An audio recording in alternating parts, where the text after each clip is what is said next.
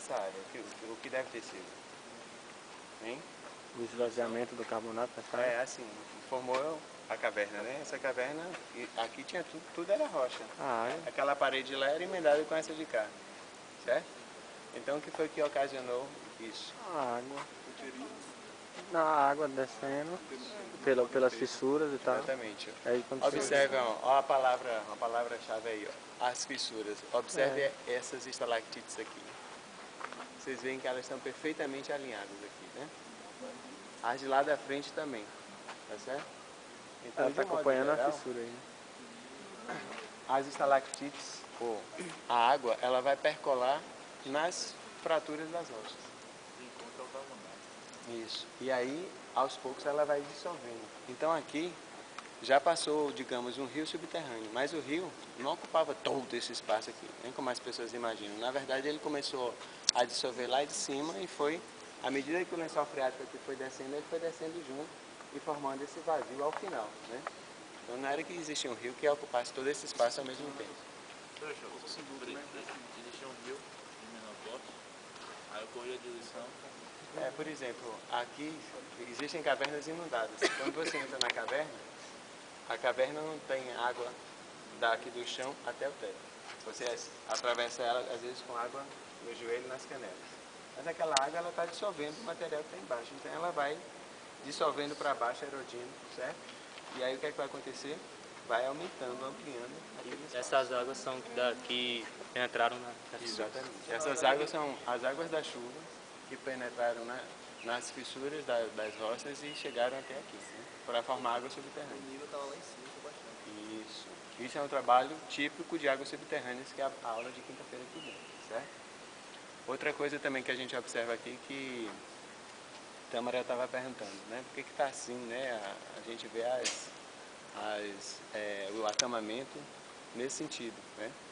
Como se ele tivesse inclinado para lá. Ele está realmente inclinado? Sim ou não?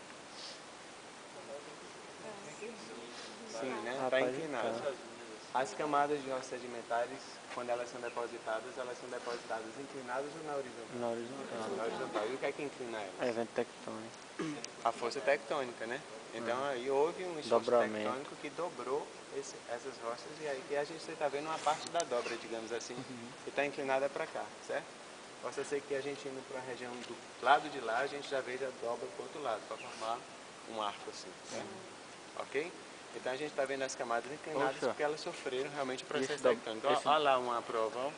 Não sei se vocês observam, mas ali está levemente dobrada a rocha. Ela faz isso, aí dá um arqueamento para cima e depois volta. E esse dobramento, ocorre antes ou depois da formação da caverna? Não, bem antes. Bem antes, isso né? ainda é do processo tectônico. Aí quando a água vem aí depois tem o de processo tudo isso que aparece. Aí é que a água vem e que vai formando as cavernas e as dolinas, certo? Aí já é um processo bem mais recente, né? O tectonismo, como eu falei para vocês, atuou em torno de 570 milhões de anos, certo? Que é o brasiliano. Esse mesmo. Bem, hoje em dia a gente tem o quê? Olha só, se a gente fosse montar a historinha aqui, primeiro um mar, certo? De 600 milhões de anos atrás. Então foi depositando esse material todo aqui, óbvio que não depositou assim, rochoso, né? Era grãozinhos de areia e tal, grãozinhos de lama, que foi se depositando e formando isso, os sedimentos, né? Formando as camadas. Depois disso vem o tectonismo há 500 e poucos milhões de anos, 550, 570 milhões de anos. Então pegou e elevou tudo isso e dobrou isso. E é de 60 milhões de anos para cá é que começou... Mas antes tudo foi a geleira? Antes do mar foi a geleira, certo? Mas aí as rochas das geleiras, como é que as rochas se depositam? Primeiro a mais antiga e depois as mais novas, não foi assim que a gente aprendeu? Então, estratigraficamente falando, as rochas das geleiras, elas estão abaixo dessas de cá, né? Em alguns lugares elas estão mais ou menos lado a lado, indicando o quê? Que concomitantemente com o mar havia geleiras também ali, certo? Então, mas as rochas mais antigas na base e as mais novas no topo. Então se a gente fosse fazer em relação às rochas da Chapada, essa aqui estaria em que parte? Na parte de baixo ou na de cima? Na de cima, né? Que é a mais nova, certo? Mas em compensação, se a gente for subir lá no Painácio, as rochas do Painácio, que está bem mais alta do que aqui, são mais antigas. Aí como é que a gente explica isso? É. Tectonismo. Mas o tectonismo que atuou lá, atuou aqui também. Pode ter sido dobramento também que faz assim. Um dobramento para um lado e outro de dois. Não. Pode ter sido aquele dobramento, né, Xô? E pode ter sido também só o tectonismo. Supondo que a gente tivesse... Uma falha, professor, fratura que... Isso é possível também. Isso é possível também. Mas supondo que a gente tivesse rocha carbonática mais alta do que o que tem lá no Painácio, né? Então o que é que aconteceu? Essa rocha, ela é muito mais fácil de ser erodida do que o quartzito, né? Então ela vai, na erosão, ela que vai primeiro dançar, digamos assim. Né? Ela vai subir rapidinho. São O diferentes. conteúdo de carbonato, o Painácio é mais pobre. Não tem nenhum. Não tem. Não tem nenhum. O que Nada. podia existir acima dele já foi tudo erodido. Então só sobrou o material mais rico em sílica. Os quartzitos e os metaconglomerados, Ele certo? era muito mais alto. Isso. Então a exatamente. diferença... Lembra que eu falei que aqui chegou a ter 6 mil metros de altura? Então, e teve cerca de 4 mil metros de erosão. Então, o carbonato que estava lá em cima já dançou. E por que aqui preservou? Porque aqui é uma área mais baixa, né? Então aqui ficou preservado. Mas aqui, olha, estalagmite não. Aquele morrão ali. O nome, viu, que vocês estão dando. É estalactite A de e cima. estalagmite. Né? A de baixo. Isso, mite.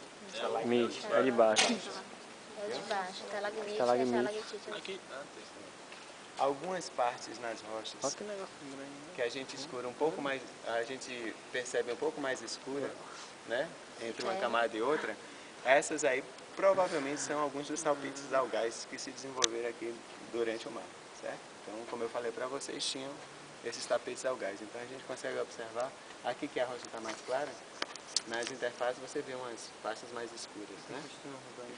Exatamente, então seria esses tapetes algais que preservaram só o formato, né? A matéria orgânica aí já foi embora há muito tempo, certo? Outra coisa também, como a rocha é acamada, você vê ela está quebrando e está formando meio que um arco assim, né? Você está percebendo? Pois é, então nessa interface entre uma camada e outra, às vezes isso é uma zona de fraqueza também. Então às vezes lá na frente você pode ver também um grupo de estalactite com esse formato assim, entendeu? Na verdade está acompanhando a junção entre uma camada e outra que está sendo erodida com esse formato, ok? Oi? Esses tapetes algais formam rochas chamadas estomatólicas. É, exatamente. Estomatólicas.